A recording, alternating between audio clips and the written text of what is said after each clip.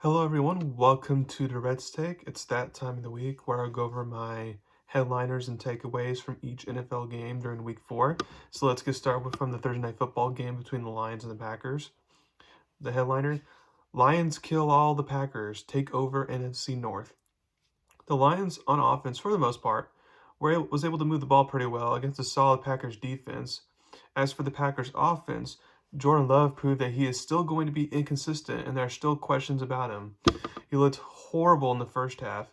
Now, I will say LaFleur didn't help him out with play calling, setting up so many pass plays to start the game while you have offensive line injuries, including your star left tackle Bakhtiari out. So that wasn't smart. You were supposed to run the ball at the beginning. Not his best play calling there. But the Packers, if they don't get healthy on the line, with Bakhtiari on IR, that's not good, then it's going to be a long season for Jordan Love. Falcons versus Jags. Ritter can't solve the riddle. The jury still has time to make a verdict on Ritter, but if they had to come up with it right this second, the outlook is not so good. Ritter once again struggled to hit double digits, points-wise, and had two crucial picks later in the first half to make it hard for Land to come back in the game. If I'm the Falcons and you want to save your season, I would go Tina Heineke. Now, Arthur Smith already said they're going Ritter this week. But like in about 2-3 games later, if it's still not going well, then you gotta go to Heineke. Dolphins versus Bills. Buffalo still kings for now. Buffalo still show that they remain the favorites in the AFC East. They finally show they have a good run game, and their defense has been excellent turning the ball over, like Dallas's defense away. Although losing, and it's kind of another similarities. They lost Davis White for the season. The Achilles, like they lost Trayvon Diggs. So not good for the Bills there, but we'll see if they go overcome that. To me, the only way the Bills can lose at this point is if Josh Allen loses it for them. So he's been playing well so far, but we'll see. As the season goes on, we'll see if he starts, reverting back to what he was looking like last year, where he started off hot and then kind of cooled off. We'll see. Broncos versus Bears. Seattle Rush showed up in Chicago.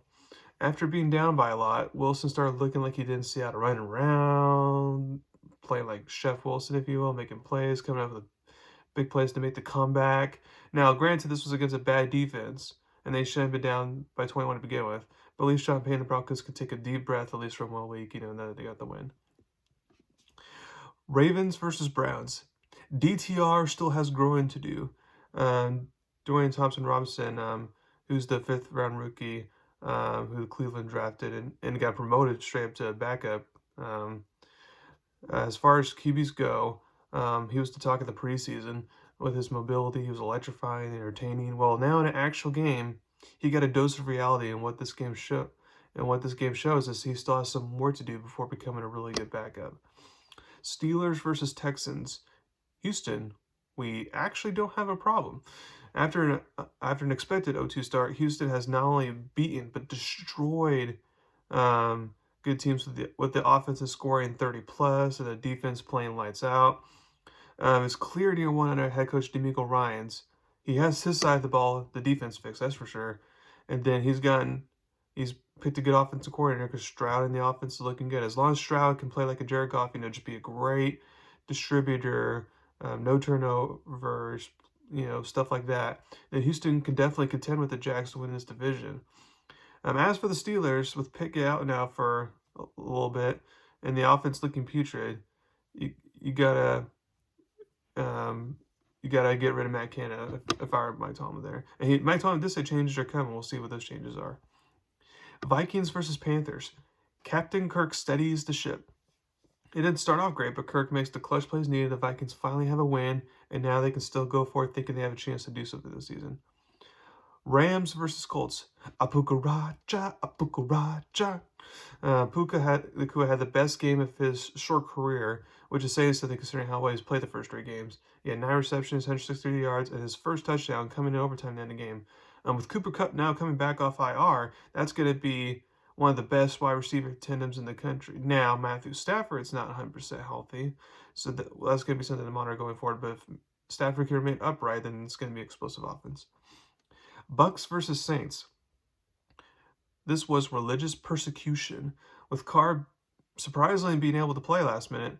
I didn't expect the Saints offense to look so bad, and that's with Alvin Kamara back. But the Saints O-line needs to play better, frankly, and also the play calling at times needs to be better. You can't run with a fullback when you're at your own 2-yard line.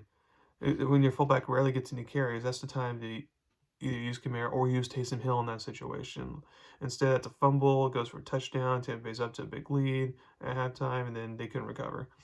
And it's also the most shock is that this game was the time where the Saints defense gave up more than 20 points, which they haven't done in, like, I don't know what it was, like 15 or 20 consecutive games or whatever. But it was a long streak that finally got snapped as well.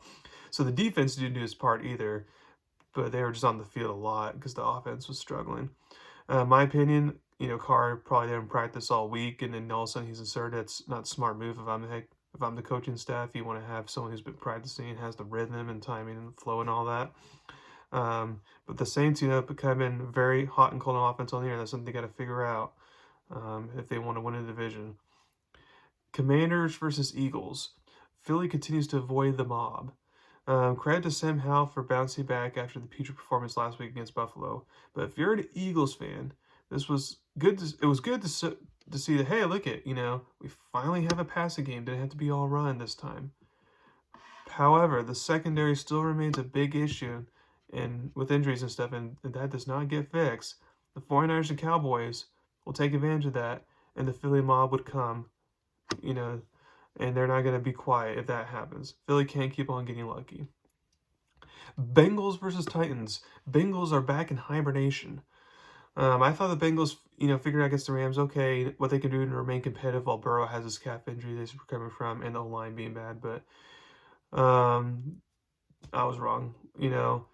The second, well, for one, the O-line has to play well and they have to have a run game, which they didn't do. But the second thing is the defense has to play great football like they did against the Rams last week, and that did not happen.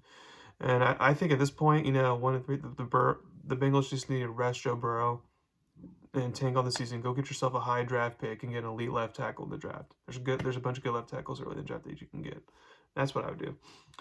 Raiders versus Chargers. Staley once again got bailed out. Once again, it was 4th and 1, like their own 30-yard line, wherever, and Staley decides to go for it once again. And like last week, they didn't get the first down, and it leaves the door for Vegas to make a comeback.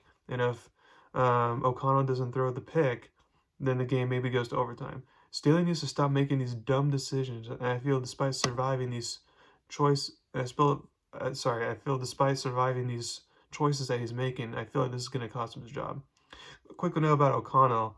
He was the other rookie in the preseason who was getting a lot of hype from everyone because he was balling out in the preseason. While he played better as the game went along, he still shows signs that he has some growth to do as well. Patriots versus Cowboys. Mac and no Jones. Jones couldn't handle the pass rush, and he threw 2 picks, one being pick six, and lost a fumble for a touchdown. He got benched at halftime, although Bill says, no long-term issue, he'll start next week. But if you're the Patriots, you can look at the QB in the draft and go with someone else, since there's a bunch of good QB options. As for the Cowboys, a quick note, while it didn't cost them here, they continue to struggle in the red zone, setting for field goals. That's not good. Cardinals versus 49ers. 49ers feast on C-Max. If a non-QB wins MVP this year, it should be Christian McCaffrey. He had over 100 yards rushing, 3 touchdowns. He's been dynamic all season long, and basically since he's been traded, the 49ers haven't lost. Surprisingly, he hasn't been getting injured like he did in Carolina too, so that's been the major plus. If you're a 49ers fan, you just cross your fingers that he continues to stay healthy. Chiefs versus Jets. The student becomes the master. Before the draft, lots of people compared Wilson to Rodgers or Patrick Mahomes. Well, Wilson apparently had been painting the walls and waxing the floors recently, and it paid off for Wilson as he outplayed Mahomes on Sunday Night Football. However, the master always has the trick up his sleeve. He's the master for a reason, as he ran for 2 first downs to end the game and deliver the win for the Chiefs despite not playing well. Although bad reffing did cost the Jets as well. But if Zach Wilson can carry this momentum on, then the Jets can be competitive going forward. And then for the Monday Night Football game last night between the Seahawks and Giants, Danny Dimes is broke. After having the best season of his career last year and getting paid in the offseason, Daniel Jones looks lost right now. He had another game against a good team with multiple turnovers. People got fooled last year, and I didn't. I never got fooled. I stood by my conviction. Yes, Daboll's a good coach, and he got some good things out of Jones last year. But Jones didn't put up huge numbers, except for Minnesota twice. Cough, cough. But the Giants played one of the easiest schedules last year, and a lot of their star players stayed healthy over the course of the year, and Jones didn't turn the ball over. So yeah, if all of those things happen, then yes, you can sneak into the playoffs in the week NFC. Um, but last year was clearly an anomaly as Jones now back to turning the ball over a lot, and the Giants were dumb to pay him that contract this offseason instead of paying Saquon Barkley or paying someone else. So now they're stuck with him, at least until this offseason where they can hopefully draft someone. We'll see. So thank you very much for listening to my podcast today. Please subscribe to my channel to learn about me. Thank you very much. Have a wonderful day.